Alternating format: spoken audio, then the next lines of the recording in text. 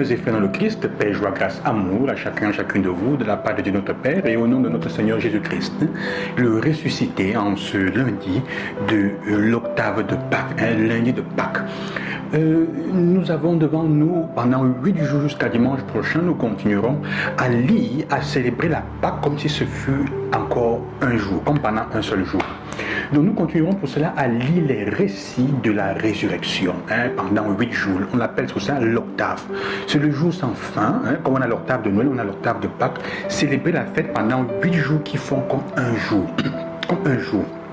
Et c'est ça le sens du 8, de l'octave, de l'octogone, dans le christianisme, dans la foi chrétienne. Le symbole du 8, c'est le symbole du jour sans fin, de ce qui est complet. Ce qui est complet. Et de l'éternité aussi. Alors aujourd'hui, le récit de la résurrection qui nous a proposé est celui de Matthieu, qui a un élément particulier que je voudrais partager avec vous aujourd'hui, qui est celui où il raconte, et il dit clairement que les femmes eurent entendu, quand les femmes eurent entendu les paroles de l'ange, vite elles quittèrent le tombeau, remplies à la fois de crainte et d'une grande joie, et elles coururent porter la nouvelle à ses disciples. Et voici que Jésus vint à leur rencontre. Elles sont au tombeau, elles trouvent la tombe vide, elles rencontrent l'ange qui leur dit, il n'est pas ici. Allez annoncer. Et pendant qu'elles partent, qu'elles rentrent remplies de crainte et de joie. Ça, c'est un élément intéressant. Pas de peur, de crainte et de joie. La crainte est liée à l'amour. La peur est liée au remords. Est liée au remords. Or, la crainte est liée à l'amour. C'est l'antichambre, on peut dire comme ça, de l'amour. C'est l'antichambre de ce qui est d'une autre dimension qui est bien.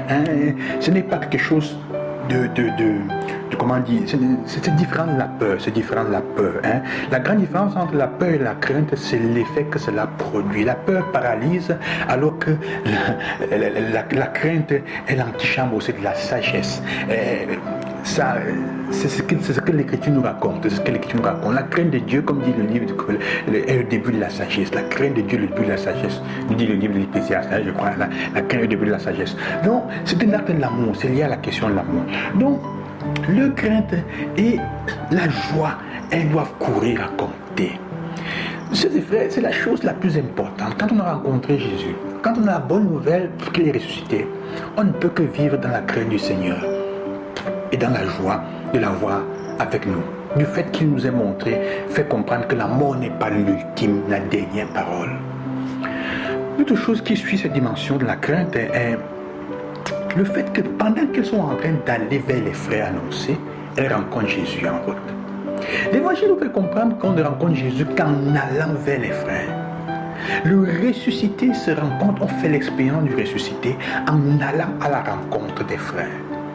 Pas différemment. Tu ne peux pas expérimenter Jésus ressuscité si tu n'es pas en train d'aller vers ton frère. De différentes manières. Dans la réconciliation, quand tu recherches avec les frères l'unité, la vraie unité, quand tu travailles comme il disait pour que l'autre se relève, c'est là que tu vas rencontrer Jésus. Pendant qu'elles sont en route dans la crainte et la joie du fait qu'il soit ressuscité, vers les frères, elles le rencontrent, elles le voient. C'est pour ça qu'il va apparaître à certains et à d'autres. Certains le verront et d'autres ne le verront pas.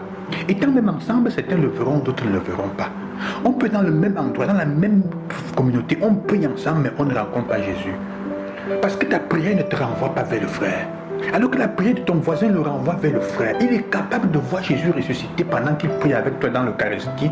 Il est en extase pendant que toi tu ne vois et tu ne sens rien. Pourquoi? Parce que sa prière naît du fait qu'il ait rencontré les frères et sa prière le renvoie aux autres pour les aider, pour construire avec eux une vie meilleure. Et il rencontre Jésus qu'il va reconnaître à l'autel dans la communion.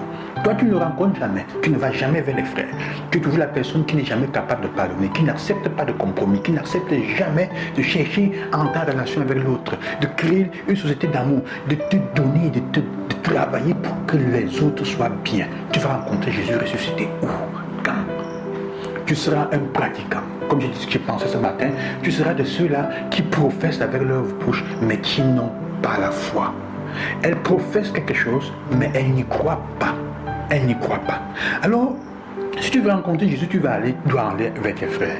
Si tu te replies sur toi-même, tu ne rencontreras jamais Jésus, mais seulement tes manquements. Tu ne rencontreras que tes manquements. Rencontrer Jésus, cependant, signifie aussi assumer, assumer envers Jésus l'attitude des mages, des pasteurs, des vrais disciples qui le rencontrent en l'adorant. Le geste d'adoration est un geste de grande intimité. Combien de temps avez-vous pour passer devant le Seigneur? Quel temps prenez-vous devant le Saint-Sacrement? Est-ce que vous avez un temps en semaine pour vous arrêter devant le Saint-Sacrement et prier? Allez-y. Même en dehors des adorations paroissiales communes. Donc il semble que l'Évangile veut nous faire comprendre que quand on rencontre Jésus, on ne peut plus se contenter simplement d'une expérience intellectuelle. La rencontre de Jésus n'est pas une question intellectuelle. Mais cela va nous porter à l'expérience, à le début, à commencer une expérience affective profonde, passionnée, qui saigne, qui marque ta vie de manière indélébile. C'est ça un peu. Ce type de rapport, cependant, ne peut jamais avoir comme tentation celle de posséder Jésus. Mais cependant, tu ne peux pas posséder Jésus, mais le rencontrer à travers les frères. C'est aussi le but de la vie spirituelle. Ce n'est pas gérer Dieu, ce n'est pas le posséder, mais c'est une manière avec laquelle nous faisons l'expérience de l'amour décisif qui nous met constamment en chemin. Pour que nous devenions des annonciateurs, des anges de la résurrection, des messagers de la résurrection avec notre vie. Alors, quels sont les frères et les sœurs vers qui tu devrais aller cette semaine? Aujourd'hui, en commençant aujourd'hui, avec qui tu devrais te rapprocher pour commencer à expérimenter Jésus ressuscité. Ça veut dire la vie qui entre dans nos vies et qui redonne, fraîcheur à nos relations. Je vous bénis au nom du Seigneur, au nom du ressuscité. À demain, loué soit Jésus-Christ. Alléluia.